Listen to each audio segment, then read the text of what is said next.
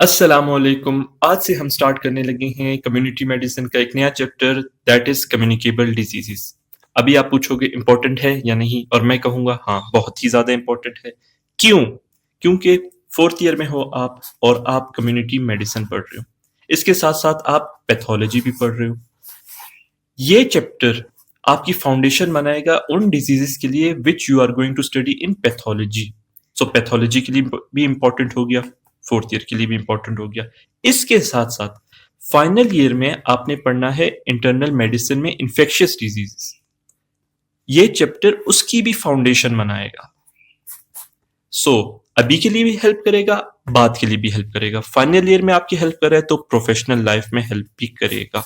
So this chapter is very very important, इसलिए हम इसको पढ़ेंगे 2 किताबों से। फॉर्मेट हम फॉलो करेंगे एक्सेल का, क्योंकि सिंपल फॉर्मेट है, आराम से स्टडी किया जाएगा। और जो चीजें इसमें मिसिंग है वो हम पढ़ेंगे जे पार्क से। सो शुरू करते हैं वीडियो। सबसे पहले आ जाते हैं डेफिनेशंस की तरफ। डेफिनेशन में सबसे ज्यादा इंपॉर्टेंट क्या है? डिफर करना बिटवीन कम्युनिकेबल डिजीजेस और नॉन कम्युनिकेबल डिजीजेस। मुझे अभी भी याद है एग्जामिनर के पास गया था और उसने सबसे पहले मुझसे यही पूछा था कि डिफर करो बिटवीन कम्युनिकेबल और नॉन कम्युनिकेबल डिजीज। इसको किस तरह डिफरेंशिएट करोगे?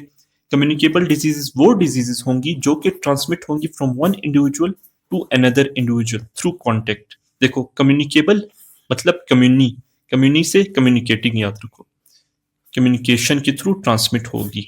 वाइल नॉन कम्युनिकेबल डिजीजेस वो डिजीजेस होंगी जो कि कांटेक्ट या कम्युनिकेशन के थ्रू ट्रांसमिट नहीं होंगी। जैसे फॉर एग्जांपल, एक दोस्त है जिसको कैंसर है, अब वो अपने दोस्त से मिलता है, क्या उसके मिलने से उसको भी कैंसर हो जाएगा? नहीं।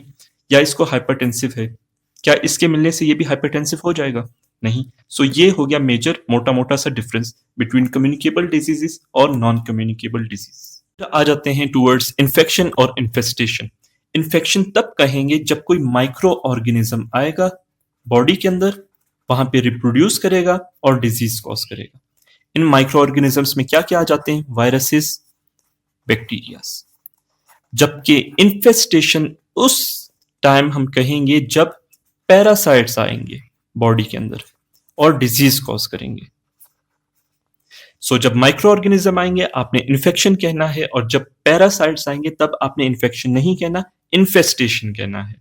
और जब आपसे पूछा जाए कि डिफरेंशिएट करो बिटवीन कंटेमिनेशन एंड पोल्यूशन, आपने इस तरह डिफरेंशिएट करना है कि कंटेमिनेशन में क्या होगा? इन्फेक्शियस एजेंट होंगे जो कि किसी सब्सटेंस पर अटैच होंगे, जिसके कांटेक्ट से क्या होगी? डिजीज होगी ही होगी। लेकिन पोल्यूशन में इन्फेक्शियस एजेंट नहीं होगा, यहाँ पे ऑफेंसिव एजेंट होगा, जिसके कांटेक्ट से जरूरी नहीं है कि डिजीज हो। जैसे फॉर एग्जांपल, अगर फॉर एग्जांपल ये पेन है, इस पे माइक्रो ऑर्गेनिजम्स अटैच, तो मैं ये तो नहीं कहूंगा कि ये पोल्यूटेड पेन है, ये कॉन्टेमिनेटेड है। वहीं अगर कोई लैंड है जहां पे बहुत सारा कचरा है, तो मैं उसको कॉन्टेमिनेटेड नहीं कहूंगा, उसको पोल्यूटेड एरिया कहूंगा, क्योंकि वहां रहने से हो सकता है डिजीज हो और हो सकता है डिजीज ना हो।